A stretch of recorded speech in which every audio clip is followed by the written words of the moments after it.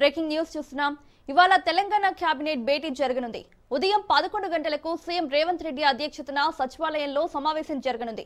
స్థానిక సంస్థల ఎన్నికలు, బీసీ రిజర్వేషన్లపై కేబినెట్ సమావేశంలో చర్చ జరగనుంది. డిసెంబర్ 8, 9 తేదీల్లో జరిగే గ్లోబల్ సమ్మిట్ పై చర్చించనున్నారు. ఇందిరమ్మ చీరల పంపకం, పంట కొనుగోలుపైన కేబినెట్ సమావేశంలో చర్చ జరగనుంది.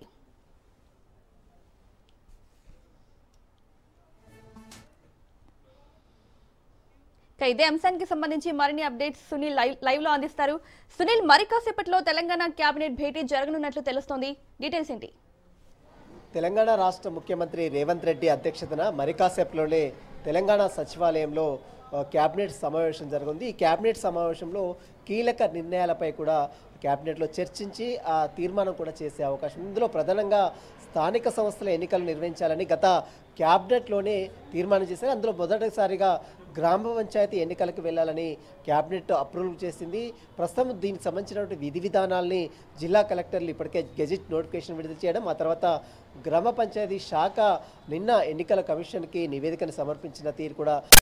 అయితే దీనికి సంబంధించినటువంటి డేట్ ఏ విధంగా ఖరారు చేయాలి, ఎన్ని దశలో ఎలక్షన్స్ని కండక్ట్ చేయాలన్న దానిపై కూడా ఈరోజు క్యాబినెట్లో మరొకసారి చర్చించిన తర్వాత కీలక నిర్ణయం తీసుకొని అప్రూవల్ చేసే అవకాశం కూడా కనబడుతుంది. దీంతో పాటు మరొక తెలంగాణలో ప్రధాన ఎజెండాగా ఉన్నటువంటి విద్యుత్ కొనుగోలుకు సంబంధించినటువంటి అంశాలు, బకాయిలు, చెల్లింపులకు సంబంధించిన విషయాలపై కూడా ఈరోజు తెలంగాణ రాష్ట్ర క్యాబినెట్ సమావేశంలో కీలక నిర్ణయం కూడా తీసుకునే అవకాశం ఉంది. ఇప్పటికే సోలార్ విద్యుత్ ప్లాంట్లకు సంబంధించినటువంటి అంశాలతో పాటు మరోవైపు అండర్ బ్రిడ్జ్ లైన్స్ సంబంధించిన విషయాలపై కూడా ఈరోజు మరొకసారి తెలంగాణ క్యాబినెట్లో కీలక నిర్ణయం తీసుకునే అవకాశం ఉంది. రామగుండం విద్యుత్ ప్లాంట్కి సంబంధించినటువంటి ఏర్పాటుకు సంబంధించిన విషయాలపై కూడా ఈరోజు క్యాబినెట్లో కీలక నిర్ణయం కూడా తీసుకునే అవకాశం ఉంది. మరోవైపు ఏ విధంగా పెంచాలి, ఏ విధంగా అండర్ గ్రౌండ్ కేబుల్ ఏర్పాటు చేయాలన్న దానిపై కూడా ఈరోజు క్యాబినెట్లో కీలక నిర్ణయం కూడా తీసుకునే అవకాశం ఉంది.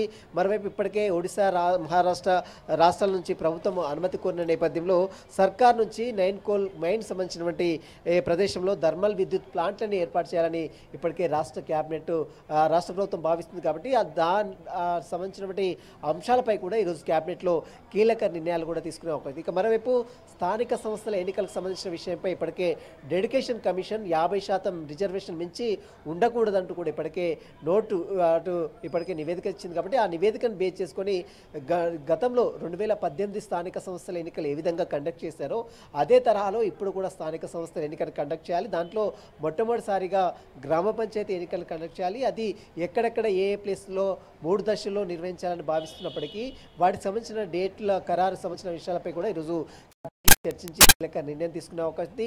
ఇక స్థానిక సంస్థల ఎన్నికలకు వెళ్తున్నారు కాబట్టి రైతు బంధుకు సంబంధించినటువంటి అంశాలతో పాటు వడ్డీ లేని రుణాలు, పింఛన్లకు సంబంధించిన అంశాలపై కూడా ఈరోజు క్యాబినెట్లో చర్చించి నిర్ణయం కూడా తీసుకునే అవకాశం ఉంది. ప్రధాన ఎజెండాగా స్థానిక సంస్థలతో పాటు మరోవైపు విద్యుత్కు సంబంధించినటువంటి అంశాలపై కూడా క్యాబినెట్ ఈరోజు కీలక నిర్ణయాలు కూడా తీసుకునే అవకాశం ఉంది. దీంతో పాటు